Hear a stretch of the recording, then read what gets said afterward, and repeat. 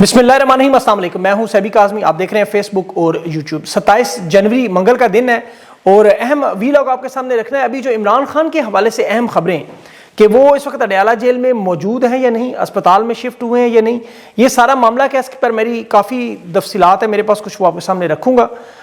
इमरान खान से आज मुलाकात का दिन भी है। अलीमा खान ने आज आयता करीमा के विरद के लिए पाकिस्तानियों को अडयाला जेल के बाहर भी बुलाया, वो अगले वीलॉग में शायद मालूमात आएँ। और इंटरनेशनल क्रेडिबल इदारों ने पाकिस्तान के एटमी इसासों समेत मुल्क के अंदर खाना जंगी सिविल वॉर का खतरा 8 फरवरी और ऑपरेशन सिकामोर, ये क्या मामला है। वादी तीरा ताज़ा तरीन अपडेट्स हैं, गज़ा अमन बोर्ड के हवाले से भी जो मामला है, और सबसे बढ़कर ईरान अमेरिका का जो मामला, पाकिस्तान की सरहद पर इसराइल की आमद का खतरा अब फैसला कुन मरहला क्यों आ चुका है। मईशत पर शदीद तरीन झटके, 9 पड़ोसी ममालिक के साथ 50% तकरीबन तिजारत ख़त्म, और यूरोप हिंदुस्तान की आज मदर ऑफ ऑल डील्स होगी। और आर्मी चीफ चीन का मामला पाकिस्तान से कैसे जुड़ा हुआ है। इसराइल का जो इत्तेहाद है अरब अमारात के साथ ईरान पर हमले के लिए, एक तरफ फ़ज़ाई ज़मीनी हदूद से इनकार है, दूसरी तरफ मोहम्मद बिन सलमान का किरदार, इस पर भी बात करेंगे। और पंजाब में बसंत पेखान की तस्वीर बैन करने पर नोटिफिकेशन। तफसील से अगर बात करें तो सबसे पहले अभी सहाफ़ी असदुल्ला, बड़े क्रेडिबल बाएतबार बड़े अच्छे सहाफ़ी हैं, उनकी खबर इमरान खान की आँख के मुतल्लिक़ आई कि उनकी एक रग में, आँख की रग में एक ब्लॉकेज है और रात के दूसरे पैर पिम्स लाए गए, इंजेक्शन दिया गया। मैंने इसकी तफ्तीश शुरू की और फिर मुख्तलिफ धड़ों से बातचीत की, जो सोर्सेज हैं मुख्तलिफ, उनसे पूछा तो उन्होंने बताया पिम्स में नहीं, मिलिट्री अस्पताल में लेकर गए। असदुल्ला एक बड़े क्रेडिबल सहाफ़ी हैं, लेकिन सोर्सेज आपको पता है इस वक्त वही हैं जिनके पास खान कैद में है। याद रखें, ये खबरें उन्हीं सोर्सेज से आती हैं, हमारे पास भी, पाकिस्तान में सहाफ़ियों के पास भी। और ये याद रखें कि जो लोग पाकिस्तान में इमरान खान का नाम, तस्वीर और आवाज़ बंद कर सकते हैं, अभी बसंत के मौके पर दफ़ा 144 में पतंगों के ऊपर इमरान खान की तस्वीर गवारा नहीं करते, पाबंदी नहीं लगाते हैं, झंडा नहीं लगाने देते, वो इस जुल्म और जबर में इमरान खान से मुतल्लिक़ की खबर और फिर उसकी तस्दीक, ये बड़ा मुश्किल काम है। एस्टेब्लिशमेंट खुद खबरें ज़रूर देती है और ये कह रहे हैं हमारे पास सिक्योरिटी थी इसलिए मिलिट्री अस्पताल नज़दीक था। असदुल्ला खान के सोर्स का मुझे नहीं अंदाज़ा, लेकिन दोनों को ये परखना चाहिए तज्जिए में कि इमरान खान को जेल से निकाला ज़रूर गया। उसकी वजह 906 दिन से इमरान खान जेल में है और अल्हम्दुलिल्लाह वो बिल्कुल फिट हैं, सेहतमंद हैं। उन्होंने कभी कोई ऐसी शिकायत नहीं की कि जिसकी वजह से उन्हें अस्पताल जाना पड़े। 73 साल की उम्र है, इसमें आपको पता है आँख, नाक, कान, जिस्म के बाकी हिस्सों में मसाइल एक आम सी बात है, सब लोगों के घरों में बुजुर्ग हैं, आप जानते हैं। किसी की मुलाकात इमरान खान से नहीं, 100 दिन हो चुके हैं, मुलाकातें बंद हैं। अखबारी जो इंडिपेंडेंट बरतानवी अखबार भी दावा कर रहा है कि कड़े पैरे में रखा गया खान को, कोई सलाम का जवाब देने को वहाँ तैयार नहीं। अब एस्टेब्लिशमेंट की ये खबर कि खान को जेल से निकाल कर पिम्स या मिलिट्री अस्पताल, आप कह रहे हैं जहाँ मर्जी ले लें, ये वजह क्या है, सूरत हाल क्या है। देखें, ये वो माहौल बनाने की कोशिश कर रहे हैं कि इमरान खान को, एक तो ज़ाहिर है खुद तो वो शिफ्ट होने पर तैयार नहीं। इमरान खान माशाल्लाह 906 दिन से जेल में कायम दायम, अल्लाह ने कायम दायम रखे। ऐसे इन खबरों से एक तो ज़ाहिर आपकी तवज्जो हटाना, जो अभी बड़े मामला जिस पे मैं जिक्र करता हूँ, क्योंकि अभी इमरान खान के अहले खाना, उनके घर के लोग, उनके वकला, मुलाकातें नहीं हो रही, और ये जब भी मुलाकातें बंद की जाती हैं उसके बाद फिर इसीलिए ये मामला सामने आते हैं। ये हल्के हल्के टेस्टर लगाए जाते हैं। तहरीक इंसाफ की जो क़यादत आज 25 MNAs कोर्ट में दरख्वास्त दे रहे हैं मिलने की, ये 100 दिन से क्या सोए हुए? ये रिहाई के, मुलाकात के मामलों पर अदालत के बाहर धरने क्यों नहीं देते? ये सारे के सारे इकट्ठे होकर वर्कर्स अरकान असेंबली मुश्तरका रैलियों में क्यों नहीं जाते? ये इनफरादी पहुंच कर अपनी तस्वीरें, वीडियोस को जारी करते हैं। अब जिस शख्स ने भी इमरान खान की रिहाई की, उनकी कैद की, तन्हाई की बात करे, उसे या तो ग्रुप से निकाल दिया जाता है, पार्लिमानी कमेटी या सियासी कमेटी से, या तो ये सारे मिलकर इमरान खान की रिहाई के लिए बात करें और ये असल मालूमात आपके सामने है जब मुलाकात हो। और तहरीक इंसाफ की क़यादत याद रखे, देखिए सियासी committee, पार्लिमानी committee, MNAs, MPAs, ticket holders, ये जितने भी लोग तहरीक इंसाफ के ओहदेदार हैं, मौजूदा निज़ाम में इस हिस्सा हैं या पब्लिक में मौजूद है, ये नहीं बचेंगे अवाम के गज़ब से। पीपल्स पार्टी नून लीग की बारी तो बाद में आएगी। इसलिए एस्टेब्लिशमेंट ने जो हालात बनाए, इमरान खान को वहाँ से शिफ्ट अडयाला जेल से करके बिल्कुल बातचीत करना चाहते हैं, लेकिन वो बातचीत वही है जो इमरान खान नहीं करना चाहते, यानी खामोश करें, निज़ाम को तस्लीम करें, जो 3 साल 10 महीने में कोशिश करते रहे। ये उसी कोशिश का तसलसल है जो बुरी तरह नाकाम हो चुकी है। इन्होंने सिवाय आपको धमकियाँ देने, डराने धमकाने, जुल्म जबर के अलावा इनके पास अब कुछ भी नहीं है बाखुदा।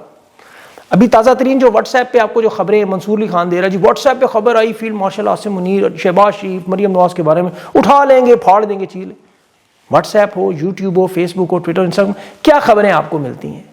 ये सारे मामला से तकलीफ क्या है कि इमरान खान की कैद तन्हाई पर, रिहाई पर बात ना करें। वादी तीरा, ट्रंप के अमन बोर्ड में गजा में शिरकत की, उस पर बात ना करें कि वहाँ जाके करेंगे क्या, वो मैं आपको आगे चल के पूरा बताता हूँ। मईशत के इनके जाली निज़ाम को, उसके पोल ना खोलें। ان کے جھوٹے بیانیے نہ توڑیں. پاکستانیوں کے مسائل، پنجاب کے کسانوں کے، تاجروں کے، مینوفیکچرنگ صنعتوں کی، اداروں کی خرید و فروخت کی بات نہ کریں. فیلڈ مارشل کے اقتدار ان کے جعلی نظام کا فارم 47 یہ جو نہیں چل رہا، بری طرح تباہ و برباد ہوا، یہ نہ رکھیں ان کے سامنے. تکلیف ہی ہے. پھر احتجاج، جنریشن زی انقلاب، یہ باتیں تو ویسے ہی گناہ عظیم سمجھا جاتا ہے ان کے لیے. ہمارا سوشل میڈیا پہ کام بھی ہے، یہ اصل پاکستانی صحافیوں کا بھی کام یہی ہے، لیکن وہ بیچارے آپ کو پتہ ہے اس وقت مجبور ہیں. اور دوسری طرف وہ ہیں جو رپورٹنگ دھمکیاں ڈرانے کے لیے، اسٹیبلشمنٹ کے جو دعوے ترقی، اقتدار، کنٹرول یہ دکھانے کے علاوہ ان کے پاس کچھ بھی نہیں ہے. وہاں آپ کو کبھی کوئی اسکینڈل اسی لیے عوامی مفاد میں یا تفصیل سے نہیں آتی. یہ خبریں یا تو وہ خود دے دیں تو ایک الگ بات ہے.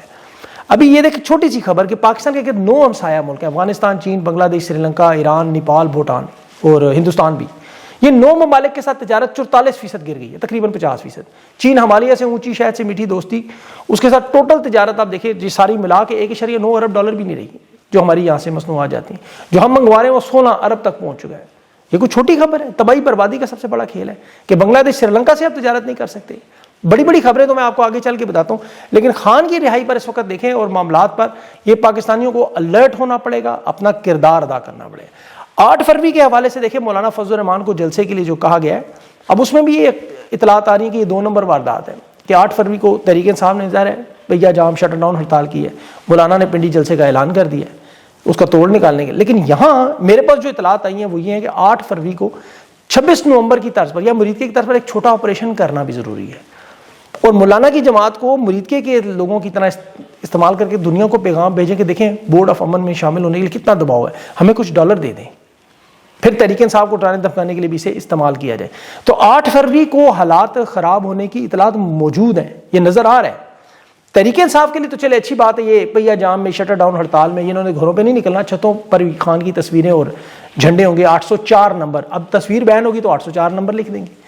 مولانا کے جلسے ویسے کنٹرولڈ ہوتے ہیں، اسٹیبلشمنٹ کے خلاف چند تقریر ہوتی ہے پھر اپنے اپنے گھروں میں، لیکن اس دفعہ یہ میرا حال معاملہ بگڑے گا. اب یہ اللہ جانتا ہے کیا ہوگا، اور اللہ سے تو دعا ہے نہ ہو، کیونکہ یہ معاملہ کس طرف جا رہا ہے میں آپ کو بتاتا ہوں. ایک تو دیکھیں وادی تیرا پہ جو اسٹیبلشمنٹ کی بڑی تکلیف دہ معاملہ ابھی خیبر پختونخوا میں اسمبلی میں بھی اور میڈیا پہ بھی انہوں نے کہا کہ یہ جو 24 عمائدین انہوں نے مار پیٹ کے اغوا کر کے دستخط کروائے، اگر ان سب سے اور ان سے معافی نہ مانگی کے پی کی گورنمنٹ سے تو یہ معاملات عوام کے سامنے لائیں گے. آنے تھے اتوار کو لیکن روک دیا گیا. اور دوسرا جو کے پی میں بورڈ آف پیس کے حوالے سے قرارداد متفقہ طور پر پاکستان کی شمولیت کو مسترد کیا گیا. اب یہ بڑا انٹرسٹنگ اور تفصیل سے آپ کو سمجھاؤں، جو فیصلہ کن مرحلہ بورڈ آف پیس اس کا تو دیکھیں کٹا چھٹا کھل گیا ہے کہ یہ امن کا نہیں کنٹرول کا منصوبہ ہے، اور یہ صرف فلسطین تک محدود نہیں رہے گا. اگلے 48 گھنٹوں میں لبنان کی طرف بھی بڑا حملے کی خطرے. اور اسرائیل نے تو چونکہ اپنے تمام قیدی چھڑوا لیے ہیں 2014 کے بعد، اب غزہ میں ان کا کوئی قیدی نہیں ہے. نیتن یاہو نے اب صاف صاف کہہ دیا ہے کہ یہاں ہم فلسطین کی عوام کو بے دخل کریں گے. یہ مزاحمت کو ایک تو دہشت گردی کا لیبل لگے گا، پھر انٹرنیشنل اسٹیبلائزیشن فورس اسے عراق اور افغانستان کی طرح مسلمان اتحادی ممالک جس میں پاکستان فوج سرفہرست ہوگی، یہاں بنائیں گے حراستی زون، داخلی کنٹرول، اور پھر مکمل طور پہ ختم. انہیں کیونکہ آخری قیدی کی لاش کل مل گئی، ان کا مطالبہ مکمل ہو گیا. 9000 فلسطینی اس کے بدلے میں چھوڑنے تھے، وہ نہیں چھوڑے.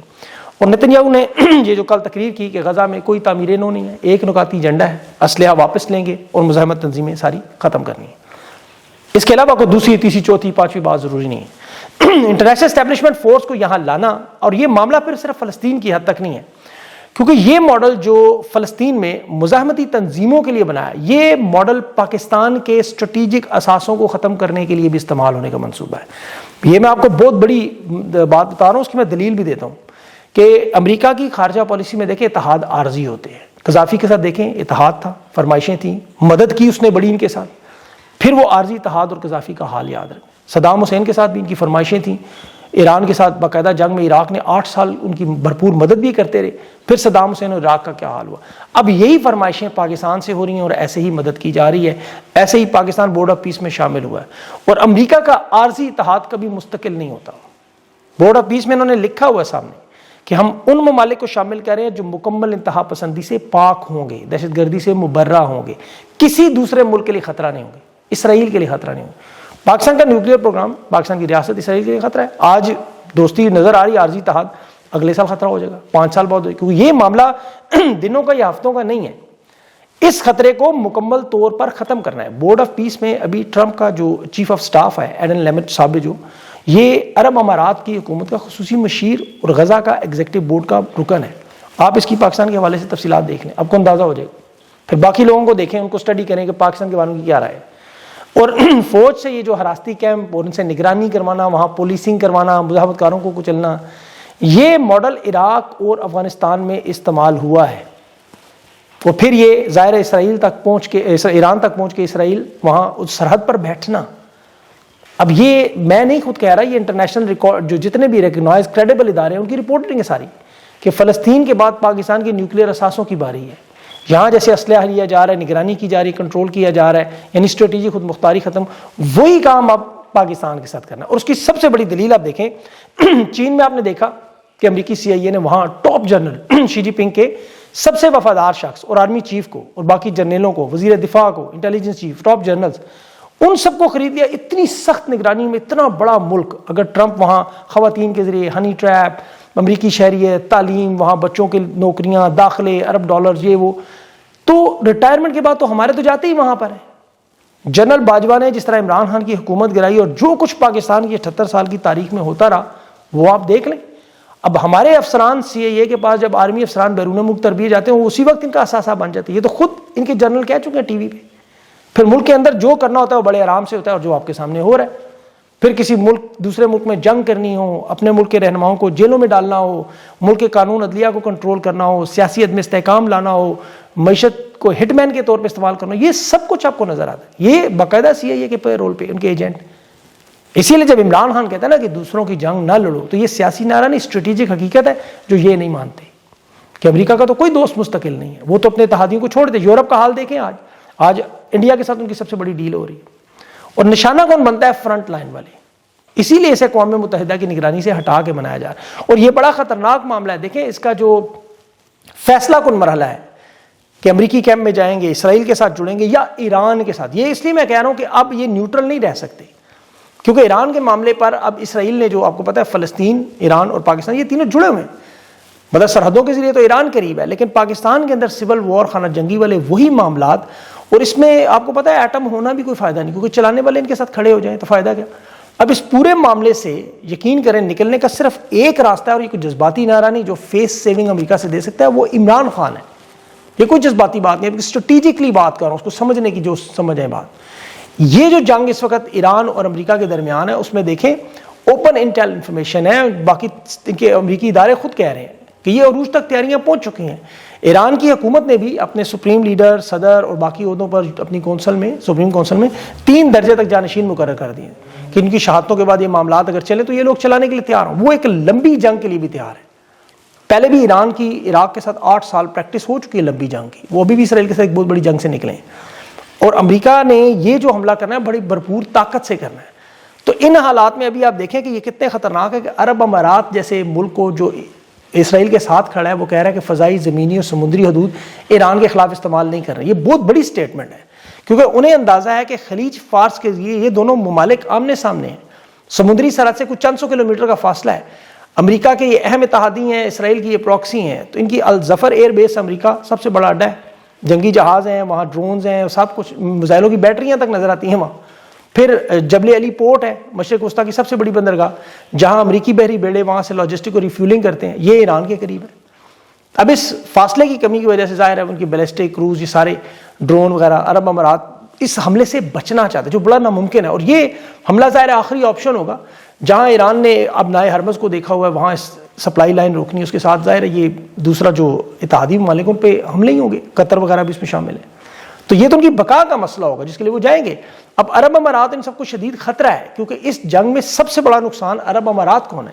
ان کا ایک تو پراپرٹی کا بہت بڑا کاروبار پوری دنیا میں ریئل اسٹیٹ، پھر کیپٹل فلو جو پوری دنیا سے سرمایہ آتا ہے، اسے محفوظ ملک سمجھ کر ایک حملہ ہوا وہ سب کچھ پانی پھر جانا ہے. اور پھر یہ یاد رکھیں کہ مشرق وسطیٰ ایک ایسے دور میں داخل ہو چکا ہے کہ جہاں اس وقت اسرائیل، عرب امارات، سعودی عرب، ترکی اور پاکستان، یہ بظاہر ایک مسلم نیٹو کا نام ہے، لیکن یہاں ان ممالک کی عوام کو ابھی تیار کیا جا رہا ہے، ان کی ریاستی حدود چیک کی جا رہی ہیں. اور اس میں جو سینٹر آف گریوٹی یعنی کشش ثقل جسے کہا جائے وہ ہے غزہ کا معاملہ. یہ بورڈ آف پیس جو اسرائیل کا معاملہ ہے، یہ اس کے ساتھ تعلقات کی بحالی، فلسطینی ریاست کا قیام. یہاں سعودی عرب کا آپ تھوڑی دیر کے لیے کردار دیکھیں، اور پاکستان، انڈونیشیا، آذربائیجان، ترکی اور سعودی عرب کا دیکھیں. انہوں نے دستخط ضرور کیے ہیں سعودی عرب نے، لیکن اسرائیل کی وہ مخالفت کرتے ہیں. غزہ کی وجہ سے نہیں، عرب امارات کی وجہ سے۔ وہاں سعودی عرب، ترکی اور پاکستان کا جو فریم ورک بنا ہے، جو بظاہر ابھی صرف فریم ورک ہے، کوئی بڑا فوجی کمانڈ سٹرکچر، کوئی دفاعی، کوئی صنعتی، کوئی تعاون ایسا نظر نہیں آ رہا۔ اور پھر ظاہر ہے مصر اور صومالیہ کے بھی تازہ ترین معاملات ہیں، وہ سعودی عرب سے ان کے مذاکرات ہوئے، اور پھر سعودی عرب کا باب المندب سمیت تمام راہداریاں، دفاعی ڈیل، نیوم اور عرب ممالک کے سے طاقت کا کھیل ہے، یہ سارا ذہن میں رکھیں۔ میں آپ کو صرف تفصیل میں نہیں جا رہا زیادہ۔ امریکی CIA نے، موساد نے ابھی مل کر جو ایران میں آپریشن کا، اسے ذہن میں رکھے، جو شیڈو وار کے نام سے رجیم چینج نہیں ہوئی، پچھلی ایران کی اسرائیل کی جنگ بھی کم، یہ سارے معاملات اگر آپ ذہن میں رکھیں تو یہ معاملہ آپ کو پاکستان کی طرف آتا ہوا نظر آتا ہے۔ اور اس کی میں آپ کو کیوں کہہ رہا ہوں، تاریخی گواہی دے رہا ہوں۔ آپریشن ٹمبر سکم، اور ادھر جا کے پڑھیں آپ خود کبھی، مڈل ایسٹ کے جو حالات ہیں اس وقت، پاکستان، ایران، فلسطین سمیت یہ جو منصوبے ہیں ان کے لیے موافق حالات ہیں، سیاسی، معاشی، داخلی اور ہر لحاظ سے یہ آئیڈیل سچویشن معاف کیجیے گا بنی ہے امریکہ اسرائیل کے لیے۔ اس وقت جو شام، عراق، لیبیا کے حالات ہو چکے ہیں، دہشت گردی عروج پر ہے، سیاسی عدم استحکام عروج پر ہے، وہی کام پاکستان میں۔ شام میں 2012 سے 2017 تک 5 سال میں آپریشن ٹمبر سکم اور ہوا۔ بشار الاسد کی حکومت کے خلاف مسلح گروہ بنے، باقی گروہوں کو اسلحہ خلیجی ممالک نے دیا، اردن، ترکی نے ٹریننگ دی خانہ جنگی کے لیے، مشرقی یورپ نے اسلحہ دیا۔ پھر یہ آپریشن اس کے باوجود ناکام ہو کے پیچھے روس، چین کھڑے تھے۔ جو اسلحہ نے دیا گیا وہ دہشت گرد تنظیموں کے پاس چلا گیا اور خانہ جنگی طویل ہوتی گئی۔ بشار الاسد کی حکومت تو نہیں گری، البتہ شام کی تباہی بربادی آپ دیکھ لیں۔ اب اس میں یہی سب سے بڑا خطرہ ہے، پاکستان میں بھی آپ کو پتہ ہے کالہ دم تنظیمیں ہیں انٹرنیشنل لیول کی۔ پھر یہ 2017 میں امریکہ نے پروگرام بند کیا، لیکن یہاں پاکستان میں اب اس کے خطرات بڑھتے جا رہے ہیں۔ بشار الاسد کی حکومت 9 سال بعد گری، لیکن کل شام میرے کچھ دوست بھی آئے تھے شام کے، انہوں نے مجھے بتایا بڑی تفصیل سے عربی کہ وہاں کیا بھیانک حالات ہیں۔